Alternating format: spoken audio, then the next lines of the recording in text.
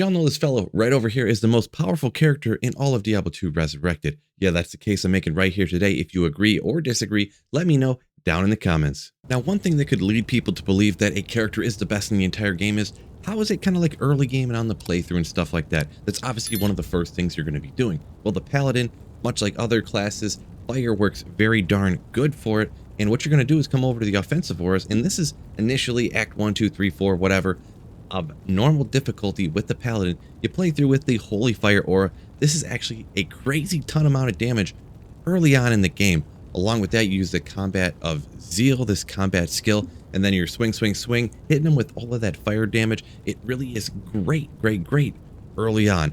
Also, for early on, you actually have skills like Charge. It's not quite as good as Teleport, but Charge, you can sprint around super fast. It's kind of like the next best thing. Now, also on the playthrough, if you're playing with a group of people, they're gonna really love you having the Hammered in around. Do you know why that is? Because there's a ton of skills that can really save you and your entire party. One such is Salvation. So if you do end up using this to help out your whole party, resist all 60. That's bananas, because you could have 8 people in your party all getting 60 to all res, really saving their lives probably in a lot of circumstances. Another instance where you could definitely help out different things, Conviction. So it minuses the defense of the monsters, and it minuses the resist all of monsters. So if you got any casters dealing fire, lightning, or cold damage, boom, minus resist all. Now, as you move up a little bit, and you only have to get to, like, what is this one at? The level 18, you can move into one of, if not the most powerful skill in the entire game, Blessed Hammers. Once you get its synergies and one of the offensive auras down here on Concentrate, man, you are really ready to do work. The Hammered is well known as one of the best cowers, Chaos Sanctuary runners. It really is one of the best all-around characters in the game for slapping down monsters, getting out there finding runes, and magic finding. And not just hammers on the Paladin are really dang good. Actually, over here, they actually changed up some stuff so that actually Holy Bolt and Fist of Heavens is actually really darn good now. This is more of a Diablo 2 Resurrected change. So if you go back and play old Diablo 2, it's not going to be as good. But they changed some stuff around where the Fist of the Heavens Paladin is actually incredibly amazing. And I actually really like playing this one because you can snipe monsters around the Chaos Sanctuary, which I will go ahead and show you a little bit later how dang good this is. On top of that, if you do go either one of these, Blessed Hammers or Fist of the Heavens, there's always a 1-point wonder that you can go ahead and do and really help you out. You're going to get it anyways, and you're going to have Smite. Smite actually can do a ton of damage because it lands every single time, and it kind of rolls into why also the Paladin could be considered one of the best, because the absolute best, there's bar none, farmer of torches, taking out Ubers, and even going after Declone to get Annies. Declone's a little bit easier, but at least farming torches for sure. The Smiter Paladin is the best bar none, like I've said like 7 times now. It hits every single time, so you don't have to worry about getting a bazillion attack rating in order to actually land an attack on these incredibly powerful monsters. On top of that, you only have to get a small amount of crushing blow on the gear. Usually there's some boots called Goblin Toes or Gore Riders. They both have crushing blow. The Gore Riders also have some open wounds on it as well, along with some other stuff. But the Smiter, literally just awesome. So you can farm monsters, just the mobs, super quick with either the Hammered or the Fist of the Heavens along with Holy Bolt. And also you can take out the hardest content, the Uber bosses in the game, with Smite. So it really does have all around, can do literally anything in the game. And when you talk about gear, I'm going to pull up right here. I have endgame gear, but I'm going to go ahead and maybe pull up the scroll over from the budget sorceress that I did from a different video, because you use essentially the exact same gear to go ahead and do both the budget Hammered and the budget Fist of the Heavens Paladin, the same exact type of gear.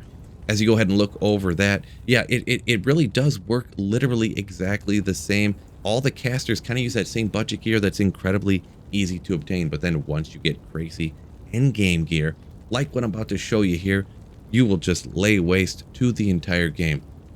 Some of this stuff is incredibly similar to every caster, and then some of the stuff's a little bit different, but Heart of the Oak over here, We've got the Spirit, but this time not in a Monarch. You can actually put them in Pally Shields. Getting a 45 all-res base is possible, I should say. This particular base, Acheron Targe, 40% chance to block. Not the absolute god tier base, but a pretty darn good one. We've got a Caster Amulet, pretty normal. Harlequin's Crest Shaco for all the stuff that you know is on that. Enigma, you know what's on there too. That gives us teleport on this character.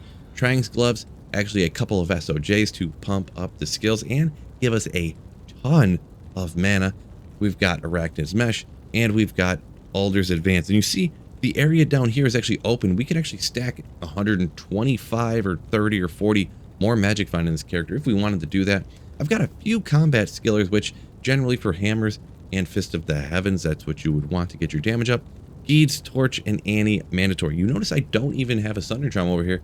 Sunder Charms are not necessary for pretty much both hammers and for Fist of the Heavens. You just don't really need it.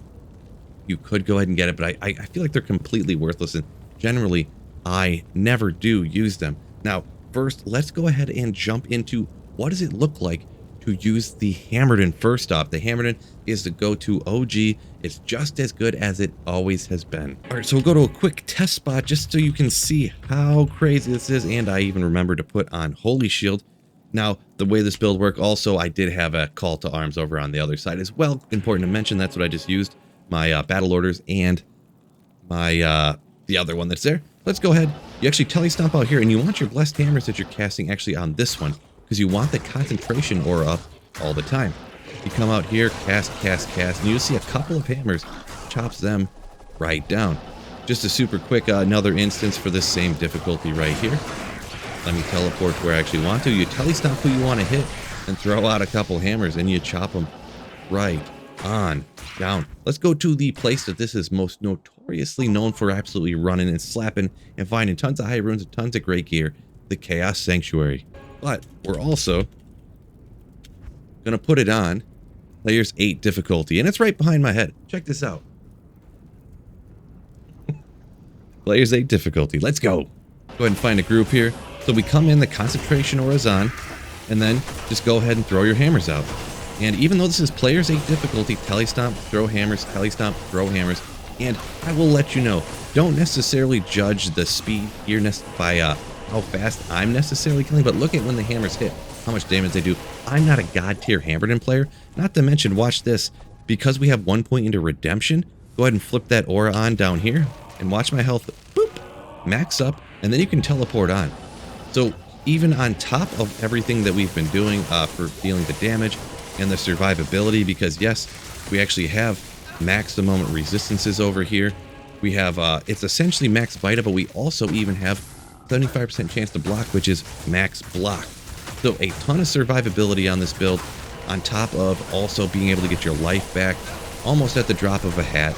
It's pretty dang crazy, the combination of survivability and the amount of damage you're putting out. So we're not going to go for a full clear. You get the picture here. Oh, didn't have my concentration aura up. See, what did I tell you? Not a god tier Hammerden player, but this build absolutely slaps. Now I got to respec over to a Players 8, and it just so happens that now it is actually terrorized here. Let me go ahead and get Fist of the Heavens on the one that I would like it to. Not paying attention. And we're dropping this on a Players 8 right here, terrorized. So it's very, very, very high. You can go ahead and shoot these Holy Bolts at individual monsters.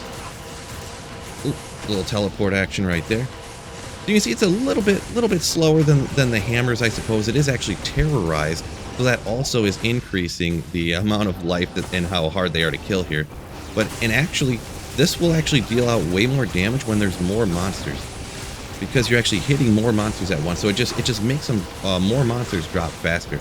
This is definitely a little slower because it's terrorized, but you can see how good this is working. This is Players 8.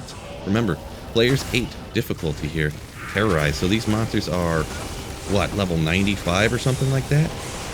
So pretty dang good action here from the Fist of the Heavens Paladin, along with shooting them with that Holy Bolt. You can see how much damage that individual target Holy Bolt really does to clear up the last couple of monsters if you want to take out each individual one.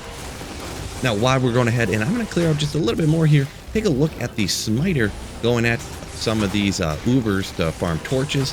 I'll go ahead and throw this in just real quick. I'm not going to respec to do it, but I have a clip here I can show you. It really does work dang good for doing that as well. So hey, did I convince you the Paladin is the best character in all of Diablo 2 Resurrected? If so, let me know down in the comments, or let me know why you think I'm wrong about that. Peace out, fellas, and keep slaying.